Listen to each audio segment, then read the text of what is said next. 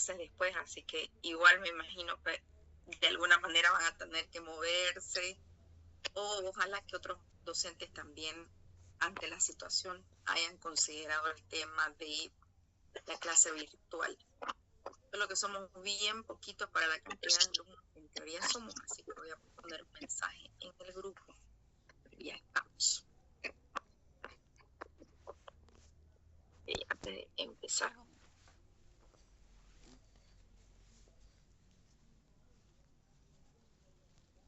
Listo. Bueno, continuando un poco con la temática de la materia, hoy y la semana que viene vamos a ver y a repasar en realidad, porque ustedes me parece que ya en la anterior clase de DFI ya llevan esta base, pero sí necesitamos ver y un poquito sobre todo aprender a qué vamos a cotizar o qué costos debemos tener para armar las materias de DFI. Debemos saber los modos de transporte, ¿ya? Así que hoy vamos a empezar con el tema del transporte terrestre, que es lo que quería mostrarles hoy día. A ver, ¿cuántos somos ya? 42, la mitad de la clase.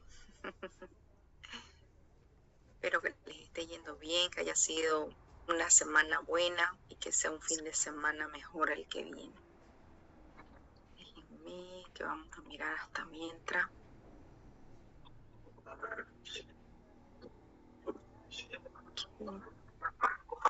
Bueno, entonces voy a entrar de pleno a la clase de esto, que creo que tenía algo.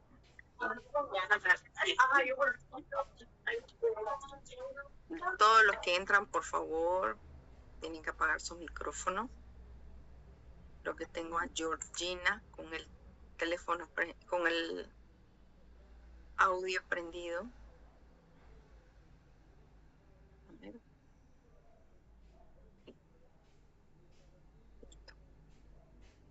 Gracias, gracias Georgina. Muy bien, vamos a empezar entonces. Voy a mostrarles la presentación. Vamos a ver transporte carretero, ¿ya? La verdad que siempre, pero siempre, el transporte carretero, el transporte terrestre va a estar presente, porque ya sea que nosotros decidimos un modo de transporte marítimo o un modo de transporte aéreo, siempre en algún momento vamos a tener que hacer un tramo en terrestre, ¿no? Un tramo carretero. Entonces hay que tener en cuenta cuáles son sus ventajas, sus desventajas. Eso es lo que vamos a ver hoy día.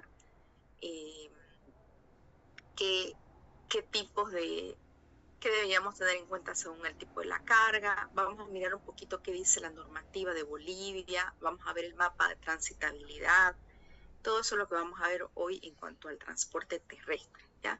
Como siempre, a mí, yo prefiero que la clase sea, o que la materia o el tema en sí sea bien puntual, pero específico a lo que necesitamos saber, a lo que realmente nos interesa mucho, ¿ya? Entonces vamos a ver ventajas, desventajas, según el tipo de la mercadería, cómo debería ser nuestro medio de transporte. Vamos a mirar cómo es el documento, la carta aporte. Vamos a hablar del MIC-DTA y los pesos y dimensiones vehiculares permitidas que deben tener en cuenta según la normativa boliviana, ¿ya? Eso es lo que vamos a ver hoy día. Y bueno, el transporte terrestre, dice, es el conjunto de todos los medios de transporte que operan vehículos terrestres. O sea, todo lo que se desplace sobre la superficie sólida de la Tierra. Quiere decir que las bicicletas que hacen las entregas también son un modo de transporte terrestre, ¿no? No solamente cuando pensamos en transporte terrestre deberíamos pensar en camión o en un auto, sino que también pudieran ser incluso hasta la bicicleta, las motos, ¿no? Y los vehículos sobre rieles también hay algunos que son y van por carreteras, ¿ya? Entonces, esto se da, o el modo de transporte carretero terrestre se desarrolla justamente por esta necesidad que había, ¿no? De transportarse de un punto a otro y mover cosas y personas de manera masiva, ¿no? Las las primeras versiones de transporte tenían que ver con cualquier animal lo suficientemente robusto, ¿no? Como para llevar en sus lomos a un ser humano o tirar una carreta. O sea, antiguamente se hacía así, ¿no? Bueyes, caballo, que era lo que utilizábamos, ¿no?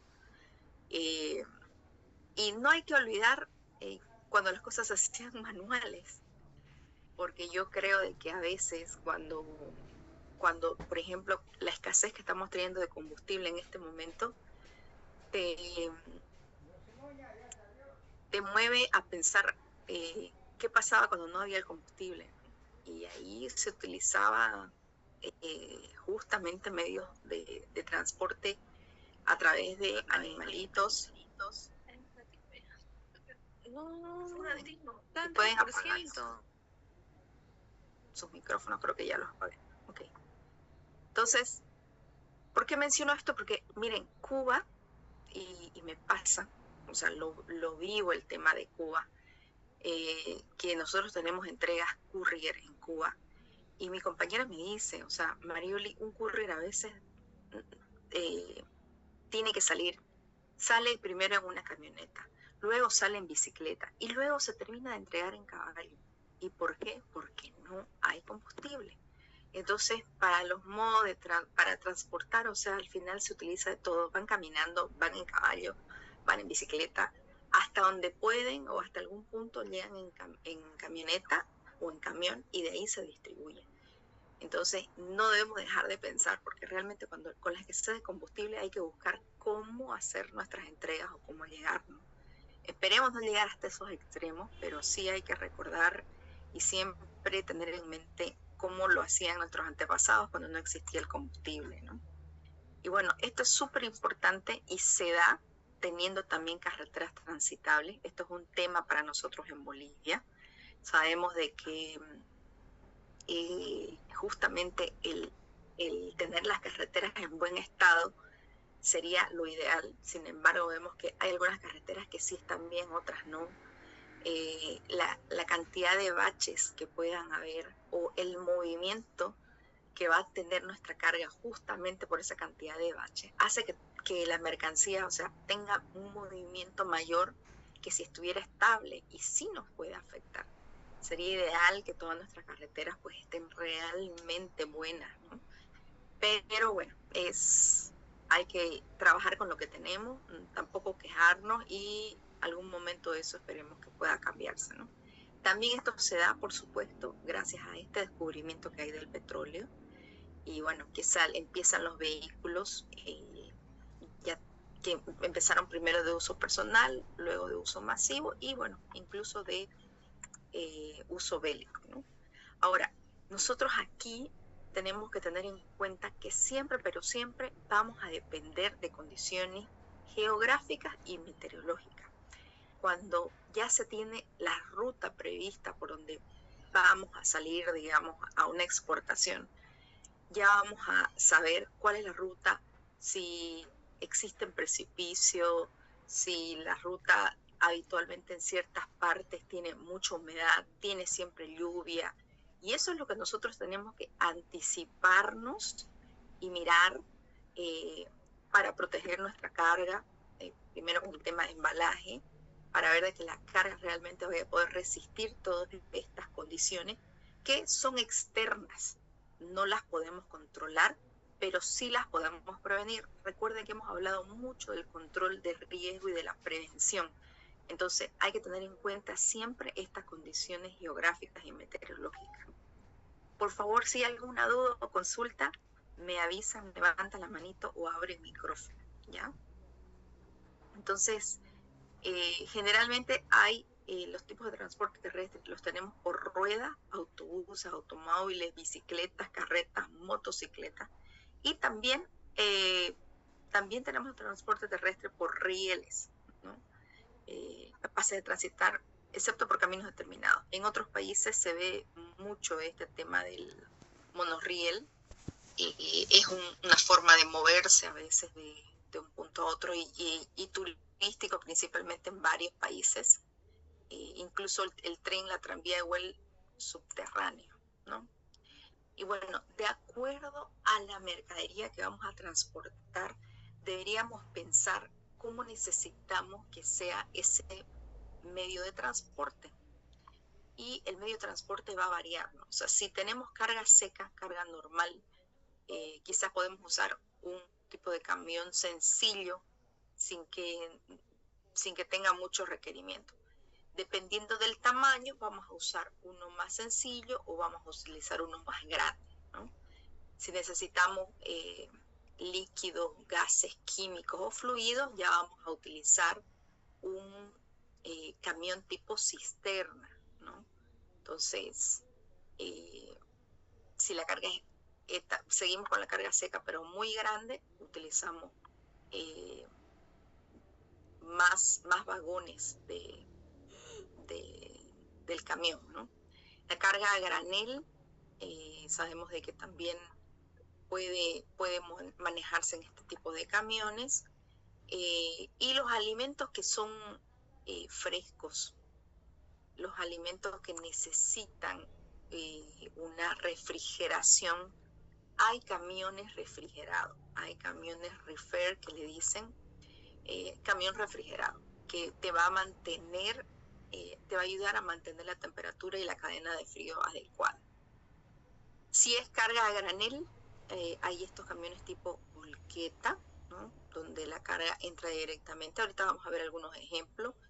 Cuando es a maquinaria pesada, se utiliza este que le llaman de cama baja, que en realidad es como que tuviera simplemente una plataforma, ¿no? Este de cama baja es porque es un poco más bajo que este habitualmente de plataforma.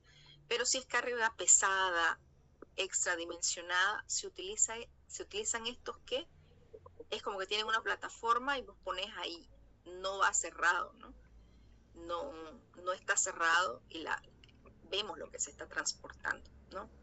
Pero esto es cuando son equipos muy pesados o cuando son equipos sobredimensionados. Ahí es donde utilizamos este tipo de medio de transporte, ¿ya? Si vamos a transportar animales vivos, por ejemplo caballos, tienen que tener tipo establos por dentro o para que mantengan los animalitos estén seguros y viajen dentro de todo cómodos, ¿ya? Entonces este es un ejemplo. Luego vemos bastante esto, el tema, por ejemplo, de plataformas, pero ahí van autos, ¿no? Esto también es un medio de transporte. Habitualmente este camión lo vemos transportando justamente todo lo que es líquido, gases, combustible. Y aquí viene el tema de mercancía peligrosa. Siempre van a ver que en estos camiones tiene el rombo que habíamos dicho. Y ya ustedes saben que cuando vean un rombito, en la parte inferior, en la esquinita inferior, siempre va a decir qué clase de mercancía es. Y por lo general, por ejemplo, estos son clase 3 líquido inflamable. Entonces ya conocen un poco de las marcas que van a ver en estos tipos de camiones, ¿no? Estos son los que transportan carga a granel directo prácticamente del campo o de la cosecha. Cargan a estos camiones que está por afuera, por arriba, están abiertos para transportar lo que es carga a granel. Luego, esto que hablábamos de los camiones refrigerados que tienen un control de temperatura para hacer que vamos a mover carne o cualquier otro producto, generalmente carnes o cualquier otro producto que necesite mantener cadena de frío. En su momento nosotros estuvimos transportando unos esquejes, unas flores, y también necesitaban ir refrigeradas. Eso llegaba en un camión refrigerado y se mantenía ahí hasta el último momento. Entonces, si nuestra carga por alguna razón necesita mantener cadena de frío, siempre tenemos que pensar en este tipo de camión. Y como les decía, por ahí yo voy a hacer un transporte aéreo, pero a algún punto yo voy a tener que transportar de la fábrica hacia el aeropuerto o viceversa, del aeropuerto a la fábrica, y voy a necesitar tener el medio de transporte correcto. Así que siempre tienen que pensar que si su carga es especial, no sé, dentro de los productos que van a exponer, si su carga es especial y necesita cadena de frío, tienen que contratar un camión reefer. Por supuesto, es un poco más caro el transporte, así que, bueno, hay que considerar bien todos esos costos. ¿Cuáles son las grandes ventajas que tiene el modo de transporte carretero? Nos ayuda mucho para distancias que son relativamente cortas, siempre suele ser mucho más económico, es práctico, que generalmente la unidad de transporte se adapta mucho a tu tipo de mercadería, y la velocidad también, porque suele ser rápido siempre y cuando no tenga dificultad.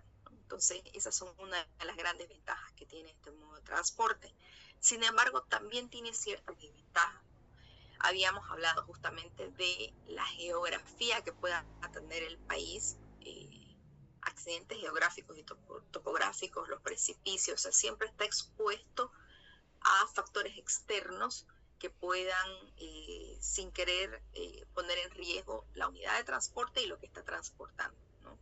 Si bien siempre tenemos que cuidar qué es lo que estamos moviendo, también y sobre todo tenemos que cuidar la vida de las personas que están involucradas en ese proceso de transporte, en este caso de los conductores, ¿no? Entonces, si bien todo se puede recuperar, la vida no. Así que hay que pensar siempre y prevenir y mitigar los riesgos, ¿no? Entonces, estos accidentes geográficos y topográficos ya lo sabemos. Ya cuando uno sabe qué ruta voy a tomar, yo sé que cierta parte del camino puede tener precipicio, que hay montaña, que generalmente llueve, que hay zonas donde siempre hay robos. Entonces, toda esta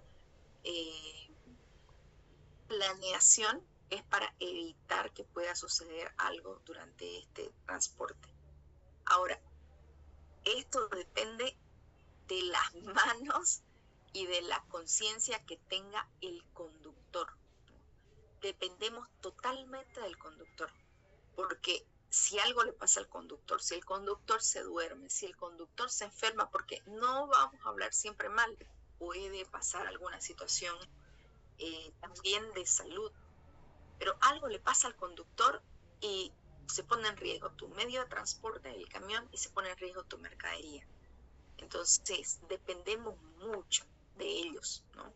Y bueno, también no vamos a tapar el sol con un dedo de que a veces hay conductores irresponsables que transitan de noche, pese a que le hayan dicho de que no deben transitar de noche, o que por ahí se toman unos traguitos y después vienen los accidentes y las consecuencias de esas malas decisiones. Entonces, esa persona tiene bajo sus manos, bajo sus pies, o sea, el conductor tiene una gran responsabilidad gigante, y bueno, por eso es que la concientización, el contratar gente responsable es importante, no dejar en manos de cualquiera este tema, ¿no?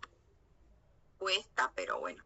Y en Bolivia el tema de los bloqueos es bien crítico, y bueno, dependiendo hemos visto, ¿no? Históricamente, y lo hemos pasado no hace mucho, ¿no? Con bloqueos que a veces tienen a los camiones parados días de días, y eso traduce en pérdidas millonarias. Si es carga perecedera, la carga se daña, ya no sirve. Entonces, los bloqueos también son un detractor del tema del comercio, ¿no? Generalmente nosotros, cuando hacemos ya una exportación, estamos bajo parámetros y bajo días de tránsito, o bajo un contrato donde yo dije la carga va a llegar en tanto tiempo, y los bloqueos nos perjudican. Realmente los bloqueos es algo que no se pueden controlar, pero perjudican mucho el tema del comercio. Y yo quería comentarles y mostrarles de que existe un mapa de transitabilidad, ¿ya? Esto lo está actualizando siempre la Administración Boliviana de Caminos, ¿ya? El enlace se los voy a dejar. Y ya les adelanto, pregunta de examen: voy a necesitar que ustedes me digan ese día del examen si hay algún punto que está no transitable, ¿ya? Y lo voy a mostrar, voy a salirme un ratito acá. Este es el mapa de transitabilidad. Yo anoche le actualicé la imagen hasta donde habíamos llegado, pero, por ejemplo, hoy, aquí te dice justamente los colorcitos, te dice de qué se trata, ¿no? El rojo es el que tenemos que tenerle cuidado porque dice no transitable, tráfico cerrado. Ahorita Bolivia, bueno, no tiene ninguno en puntito en rojo. Si ese día del examen no hay ningún puntito rojo y yo les pregunto qué punto está no transitable, la respuesta es el día de hoy no hay ningún punto no transitable. Pero si lo hubiera, nos paramos sobre el puntito y nos va a decir dónde, ¿ya? Fíjense que yo me he parado en el puntito azul, donde dice que es restricción vehicular. O vamos a ver si hay algún celestito que dice no transitable por conflicto social. Es que mi mouse está medio mal. Aquí. En Potosí, no transitable por conflictos sociales. Te dice en qué lugar es. Aquí dice Turuchipa, acceso a Betanzo, bloqueo por demandas locales. Entonces, aquí te dice, ya tenés una pauta y deberías mirar cuando estás planificando, deberías mirar o deberíamos tener en cuenta que existe este mapa de transitabilidad. Entonces, en las épocas de los conflictos rojos por todos lados había. Pero bueno, también pueden darse aquí que hayan algunos desvíos, aquí también te lo dicen, ¿no? Entonces, por ejemplo, aquí dice restricción vehicular, no tiene horario de corte. Algunas veces hay unos horarios donde sí se puede transitar, entonces siempre hay que mirar. Por ejemplo, este sí dice tramo en construcción. Entonces, está transitable pero con desvío, ¿no? ¿Qué va a resultar esto? Más tiempo y que quizás el desvío no va a ser una carretera.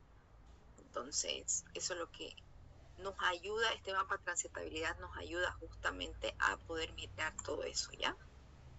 ¿Dudas, consultas hasta aquí? ¿Vamos bien?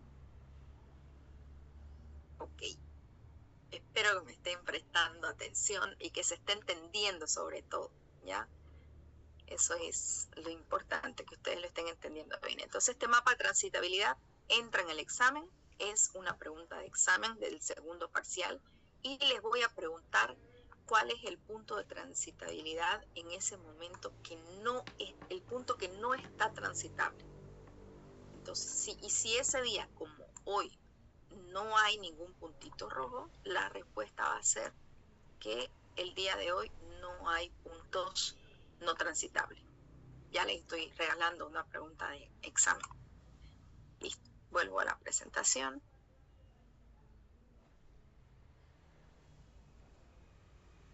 Okay. Entonces, ahora vamos a ver un poco el documento que habitualmente se utiliza, que es la carta aporte. Cuando solo vamos a hacer el modo de transporte carretero, se utiliza la carta aporte. Vamos a mirar un poquito todo lo que deberíamos colocar en el documento. Casi todos los documentos de transporte van a tener datos generales. Siempre debe decir quién envía, quién recibe.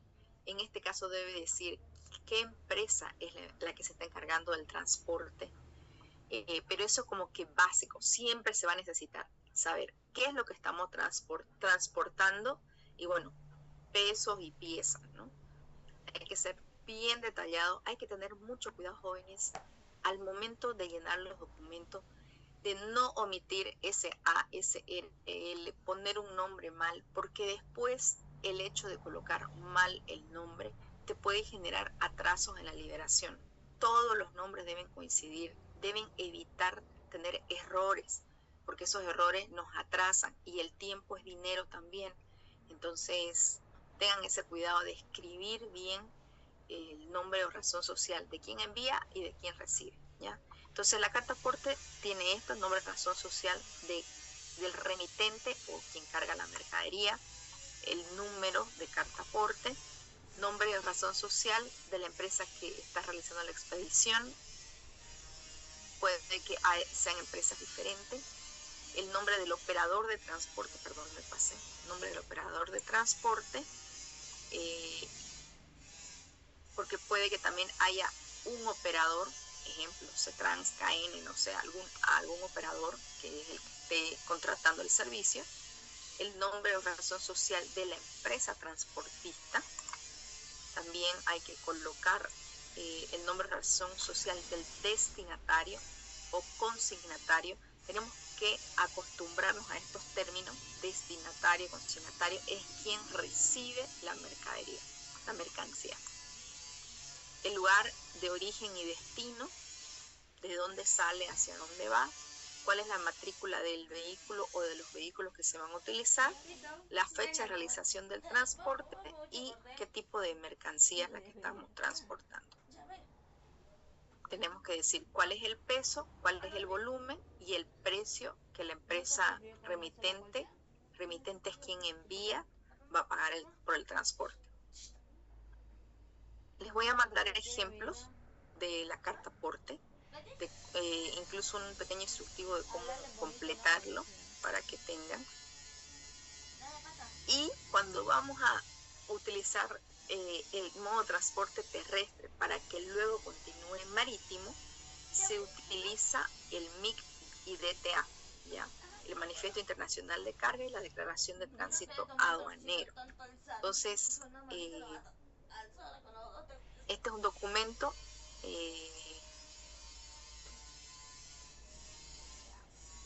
del Acuerdo Parcial sobre Transporte Internacional Terrestre de los países del Cono Sur, que están todos los datos de información referidos al medio de transporte y la carga que va a ser transportada por vía carretera. Listo, entonces tenemos que hacer este manifiesto internacional y la declaración de tránsito aduanero siempre. ¿Qué tiene que tener el MIC DTA?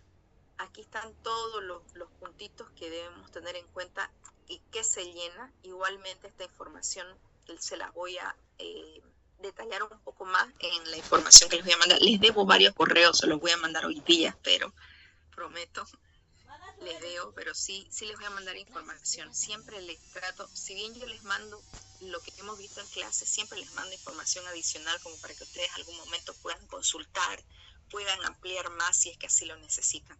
Y siempre les digo, cualquier duda, apoyo extra que necesiten, me avisan, ¿ya?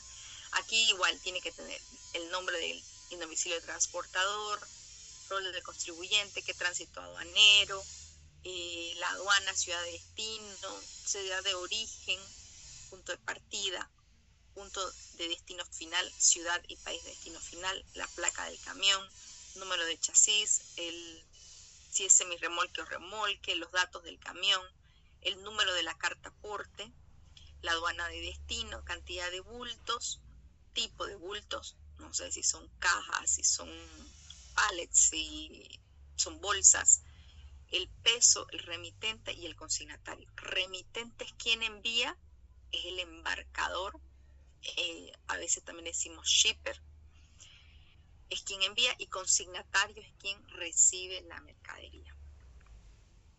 ¿Estamos bien hasta ahí? ¿No se me han dormido?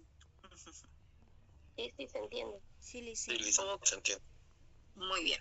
Entonces, es importante, y esto que les voy a mostrar ahora, es el tema de la distancia entre ejes vehiculares. A mí me costó un poquito al principio entenderlo, pero pasa que entendiendo esto vamos a poder mirar la normativa y vamos a poder ver y saber principalmente la cantidad. Claro que esta información también te la debe dar la empresa de transporte, pero así vamos a saber también qué tipo de vehículo yo necesito para transportar mi carga según el peso de mi carga. ¿Ya? ¿Qué quiere decir? Que cuanto más ejes tengamos, más cantidad de kilos, o sea, más cantidad de peso vamos a poder transportar, ¿ya? Cada uno de estos, por lo general, en teoría, transporta, por ejemplo, 11 toneladas, ¿ya? Entonces, a mayor cantidad, y bueno, los camiones más largos también van a poder soportar mayor peso, ¿ya? Generalmente la distancia entre eje, entre uno y otro, es de 2.4 metros, ¿ya? Entonces,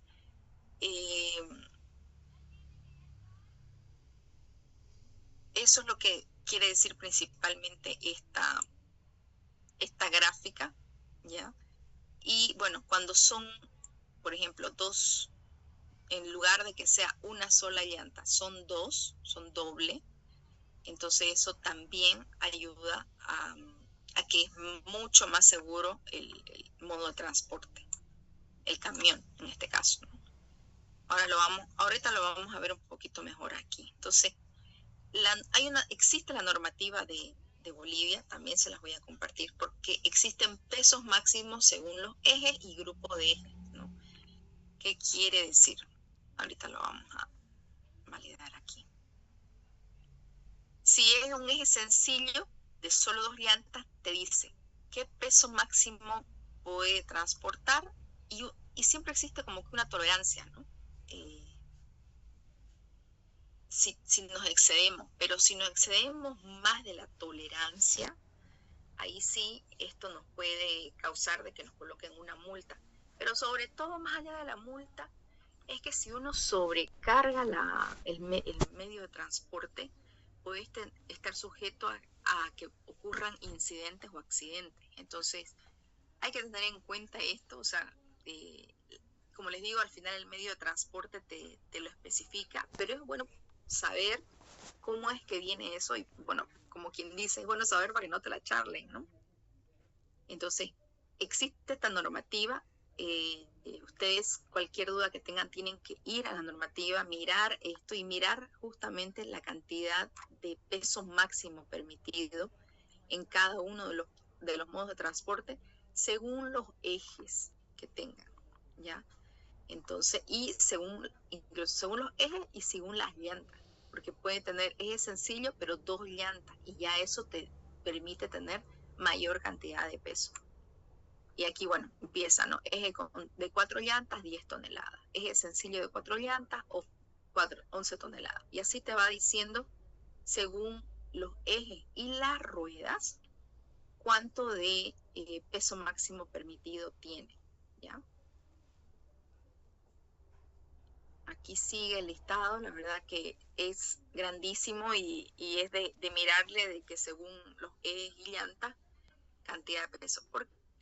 Pero vuelvo a repetir, esto es importante para que nosotros cuando tengamos que transportar carga pesada, nos aseguremos de que está cumpliendo con la normativa, porque si no, podemos ser sujetos a multa, ¿no?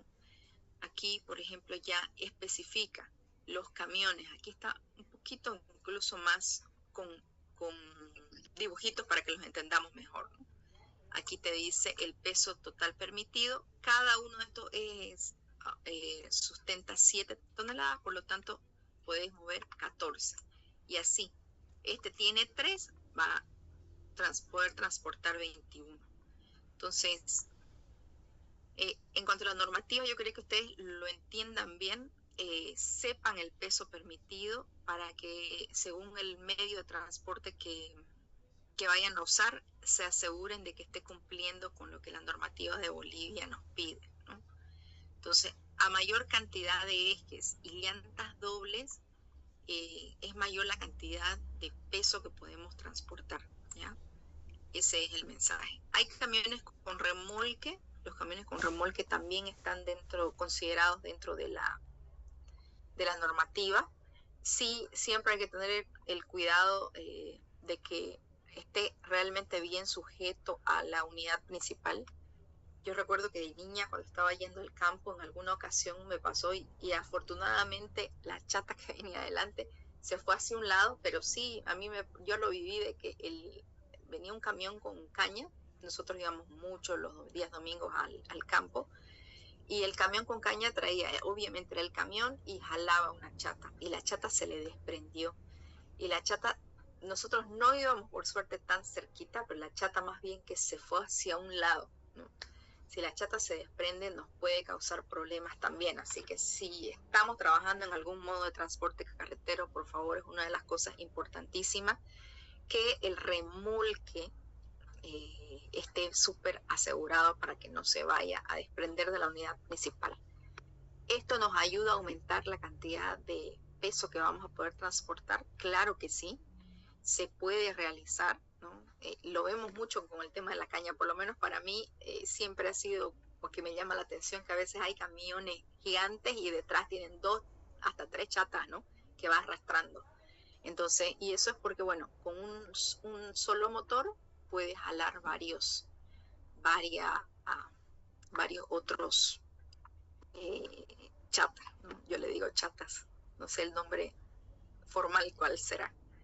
Pero sí, veamos, lo mismo pasa con estas chatas, también acorde al eje y a las llantas que tenga, también estos van a tener, perdón, cierta cantidad de peso permitido, ¿ya?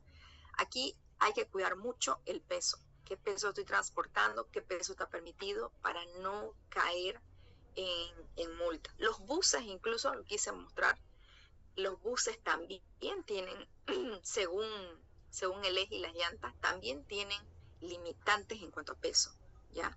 Entonces esto no solamente es para camiones, sino también entra para el tema de buses.